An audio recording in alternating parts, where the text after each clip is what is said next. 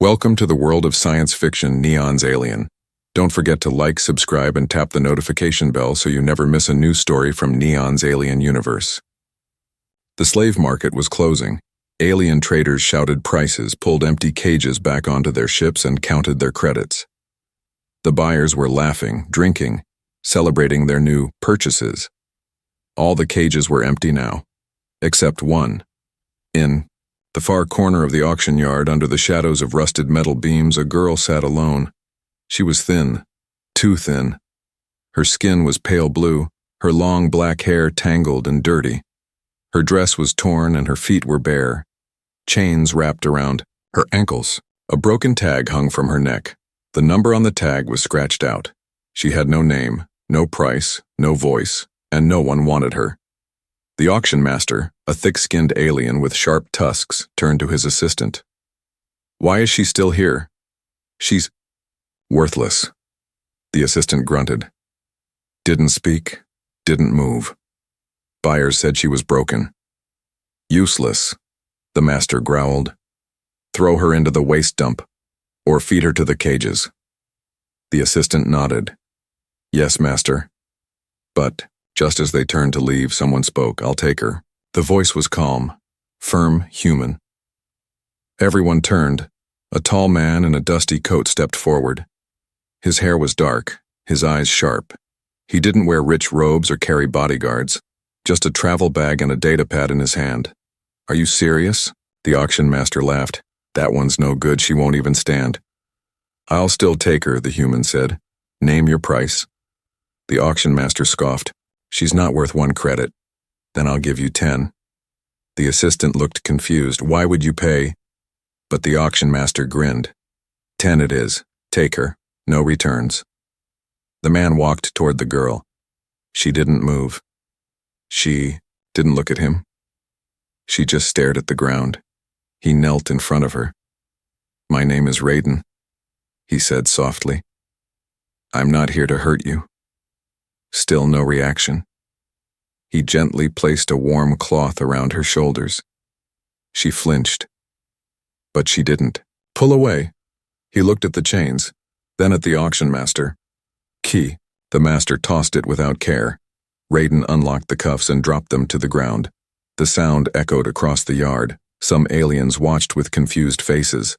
Others just laughed. "A human fool," one whispered. "Wasting money on garbage," another said. Raiden ignored them. He stood, and then slowly helped the girl to her feet. She was weak, barely able to stand. But he held her steady. "We're leaving," he told her gently. She said nothing, but she didn't resist. They walked through the market in silence. No one stopped them. Why would they? She was already forgotten. But Raiden didn't forget. He didn't walk fast. He didn't force her to speak. He just stayed close. When they reached his small ship, he opened the door and helped her inside. She stared at everything like it was strange. He gave her a seat, a warm drink, and a soft blanket. She sat there silent, shaking. He didn't ask questions. He just said, "You're safe now." That night, Raiden sat alone in the cockpit, staring out at the stars. The engines hummed softly behind him. The girl was resting in the back room, curled under a blanket, still not speaking, still afraid, but she was there, alive. And that was enough. "For now," he whispered to himself. "They all walked past you, but I saw you." He didn't know her name. He didn't know her story, but he knew what he had seen in her eyes. Pain, fear, and something else. Hope. Buried deep, but not dead. And maybe, just maybe, this wasn't the end of her story. Maybe it was only the beginning. The girl hadn't moved for hours. She sat in the corner of Raiden's ship, wrapped in a warm blanket, legs pulled close, eyes half closed. She didn't sleep. She didn't speak. She didn't even seem to breathe. But Raiden didn't pressure her. He just worked quietly nearby, checking the engines, cleaning tools, and preparing a soft meal. Every few minutes, he'd glance her way just to make sure she was still okay. He placed a bowl of soup on the table near her. Steam rose into the air. She didn't touch it. Raiden didn't ask her to. He just said, "When you're ready." Then he left the room.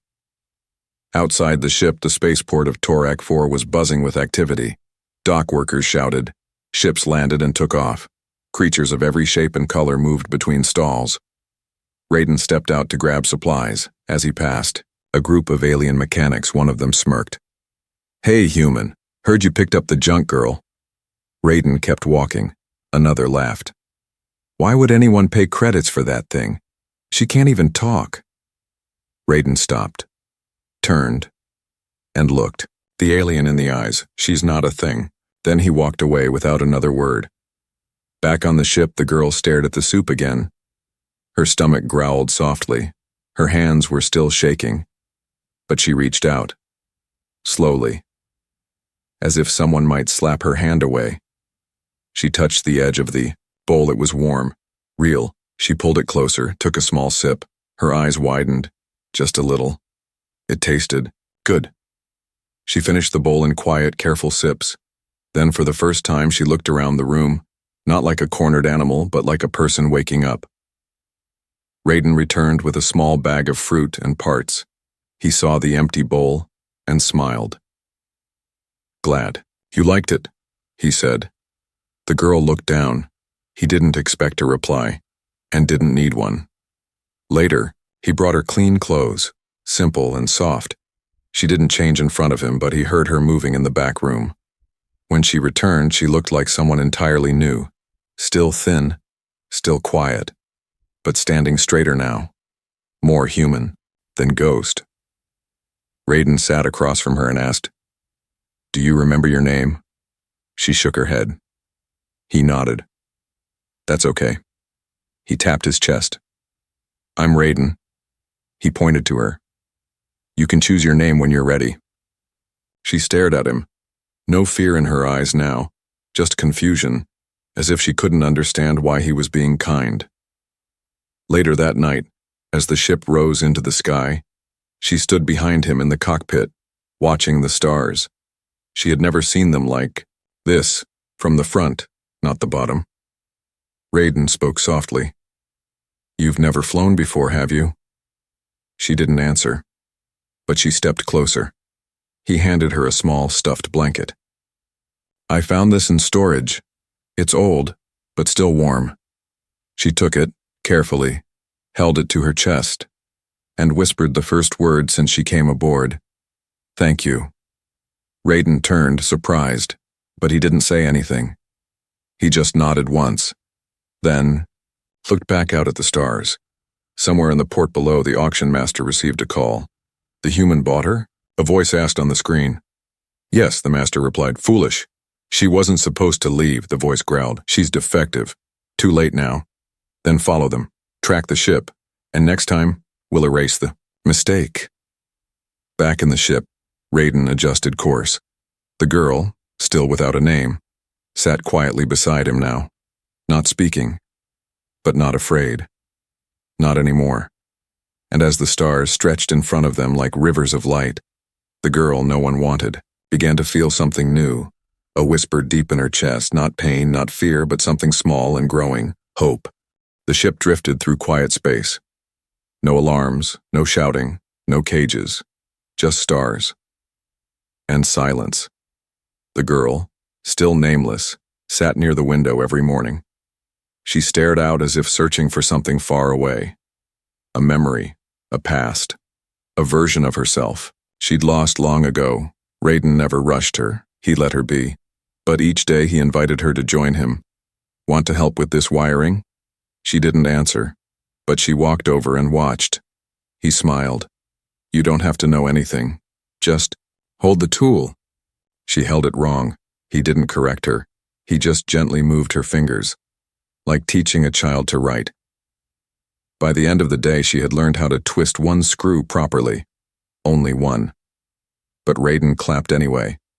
"You did great." She looked down, unsure. "No one's ever said that to me," she whispered. Raiden paused, then replied, "Then I'll say it again." Each day after that, she tried a little more.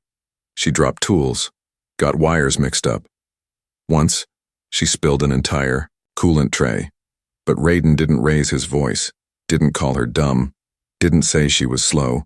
He simply handed her a cloth and helped her clean. "You're learning," he said. "That's the only thing that matters." She nodded slowly, like she was still figuring out what learning meant. That night, Raiden found her sitting near the engine bay, holding the broken stuffed blanket he gave her.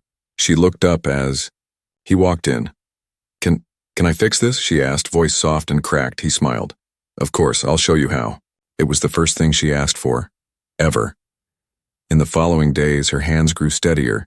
She started repairing little things, vent fans, light switches, even the heat sensors in the sleeping bay. Raiden noticed. She didn't speak often, but her actions said enough. She wanted to help, she wanted to be useful, but more than that, she wanted to belong. One evening, as they sat in the cockpit eating a small meal, she spoke again. "Why me?" Raiden looked over. "What do you mean?" She played with her spoon. "Why did you pick me?" "I couldn't talk, I couldn't move, I wasn't worth anything." Raiden leaned forward, serious now. "I saw someone no one else saw." She looked at him. "I saw a girl," he said. "Not a product, not trash. A person." She didn't reply, but her eyes glistened. Then she whispered, "I still don't know who I am." "You don't have to," Raiden said. "You can be whoever you want now." She stared at him, then nodded. Later that night, she sat in bed staring at the ID tag Raiden had printed for her. Blank, waiting for a name. She didn't write anything on it. Not yet, but she held it like it mattered, because now she was allowed to choose. In another part of the galaxy, a ship powered up. Black steel, red lights, and quiet engines that made no sound. Inside, a cold voice spoke into the comms. "Target confirmed. Human vessel with slave-marked escapee on board. Order? Destroy the human, erase the girl." A pause. "Make sure no one remembers she ever lived." Back on Raiden's ship, she cleaned her hands after rewiring a control panel. Raiden handed her a towel. "You're getting good at this." "I like fixing things," she said softly. He smiled. "Me too." Then she looked up at him and asked, "Can broken things still be important?" He paused, then answered, "Sometimes broken things teach us how to care." For the first time, she smiled. A real one, small, quiet, but full of light. And in that smile, Raiden saw something no auction, no market, no slaver could price. Worth. The ship was calm. Too calm. Raiden stood by the kitchen panel preparing breakfast, a hot drink, warm bread, and fruit paste. He glanced toward the workshop where the girl sat cross-legged repairing a broken data pad. She hummed softly while working. He smiled. She was changing, becoming stronger, brighter, like a light slowly turning back on. Then the alarm blinked. Silent. Red Raiden frowned. It wasn't the usual warning, it was coded. An old military signal, tracking beacon locked. Unknown ship approaching fast. He dropped the plate and rushed to the cockpit. Within seconds, the scanner lit up. A dark vessel. No ID. No comms. Coming straight toward them. Back in the workroom, the girl looked up as the ship tilted. "Raiden?" He stepped in, serious now. "We need to move." She stood, heart racing. "Why?" He didn't lie. "Someone's coming, and I think they're here for you." They jumped into orbit, but the enemy was faster. A voice came through the radio.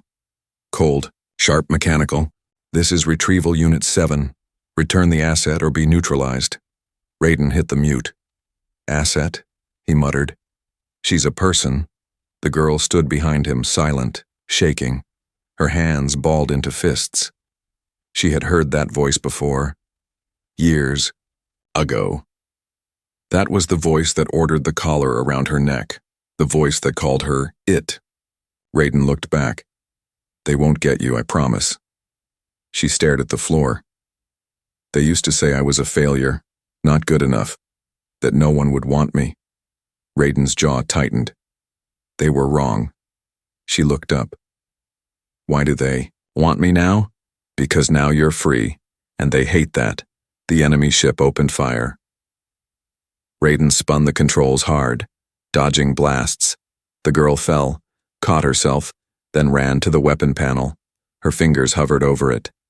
She didn't know what she was doing, but she remembered watching Raiden. She pressed the right switch. Cannons charged, and when he shouted, "Fire!" she did. The blast hit the enemy wing. Smoke, sparks, but not enough. "They're coming around again," Raiden said. "We won't outrun them this time." The girl looked at him, voice steady now. "Let me go." Raiden stared. "What?" "They want me, not you. If I go, they'll stop." He walked over, grabbed her shoulders. "Listen to me. I didn't save you to watch you give yourself up." Tears filled her eyes. "Then why did you save me?" He held her face gently. "Because you deserve to live." A second blast hit, panels cracked, lights flickered. The ship groaned. Raiden ran to the backup thrusters. Suddenly a third explosion rocked the hull, and the girl was thrown hard into the wall, her arm cut. Blood. Raiden ran to her side. "Are you okay?" She nodded weakly and whispered, "I don't want to go back." He held her close. "You won't." Then, from above, help arrived. A fleet of local patrol ships jumped in from hyperspace. Raiden had sent a signal 2 hours ago, just in case. He never thought he'd need it, but now the flashing blue lights filled the stars. The dark enemy ship turned and ran, like a shadow melting away. Inside the ship, Raiden sank to the floor beside the girl. They were both shaking. "You were brave," he said. She looked at him. "I was scared." "That's what makes it brave." Later, after she was patched up, she stood in front of a mirror in the med bay. Her reflection looked different now. Same face, same eyes. But behind those eyes, no more chains, she whispered to her own reflection. "I am not a mistake." The stars outside the ship were calm again, but inside the silence was heavy. The girl, still nameless, sat at the edge of the bunk, her arm bandaged, her eyes focused on the floor. Across from her, Raiden sat with a cracked mug in his hand, long gone cold. No one spoke for a long time.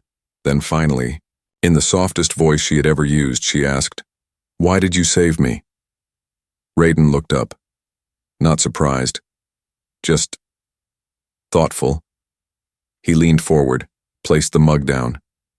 "I've asked myself that," he said. She blinked. "You didn't have to." No. You could have ignored me, walked past like everyone else." "I know." She swallowed.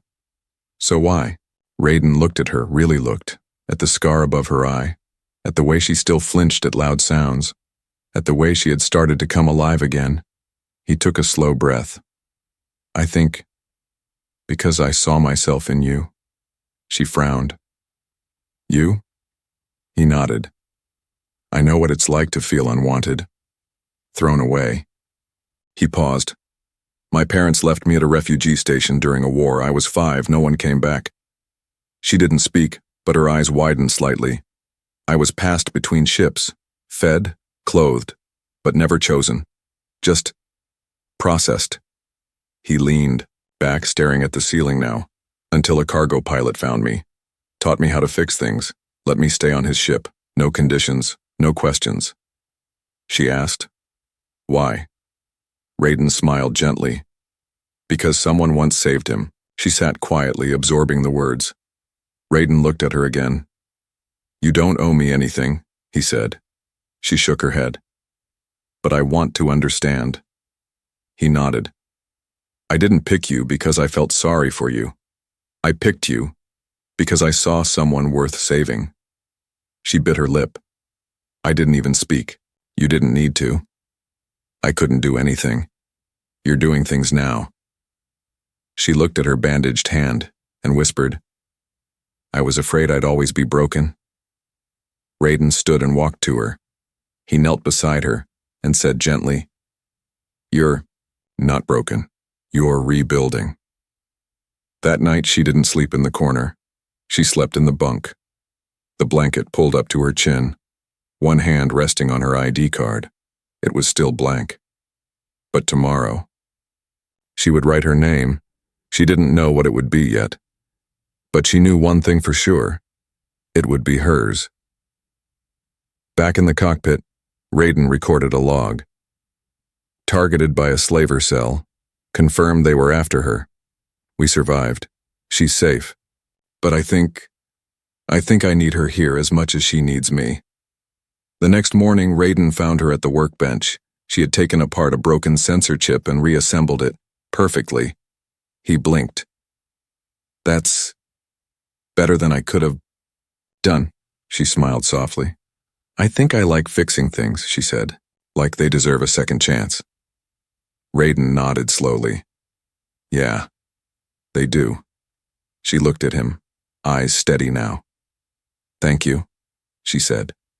Anytime. Then, after a moment of quiet, she whispered, I think I'm ready to choose a name. Raiden didn't smile big, just small, but full of pride. I'd be honored to hear it. The docking bay at Zirali Station was busy. Shuttles landed. Traders argued over cargo. Security drones zipped past. No one noticed the small ship that entered silently and parked at the far end, until the hatch opened, and she stepped out. No chains, no broken clothes, no silence.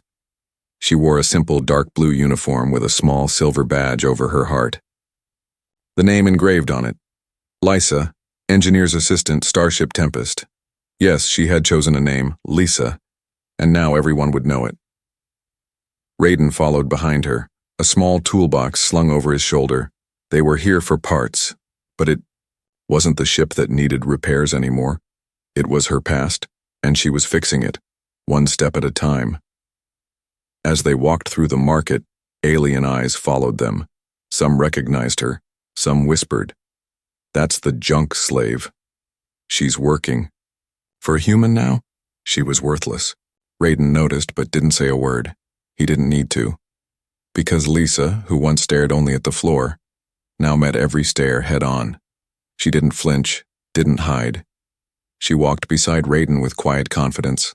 Not loud, not proud, just free. At the main service station, Raiden paid for a fuel cell. The seller, a grumpy green-skinned merchant, looked at Lisa and sneered. You bring your pet to do the math now? Raiden opened his mouth, but Lisa spoke first. She recalibrated your supply filter, she said calmly, pointing at a broken pipe behind him. It's leaking 6%. You'll lose a week's profit. The merchant blinked, then looked behind and swore. How did you? Raiden smiled. She sees everything. Later, back at the ship, Lysa sat at the control panel, adjusting the gravity settings. She worked fast, clean, focused. Raiden leaned on the wall, arms crossed. You're getting better than me, he said. She didn't look up. I had a good teacher. He smiled, then asked, You like the name, Lisa? She nodded. It sounds like a person, not a thing. He nodded. Because you are. She looked over at her reflection in the screen.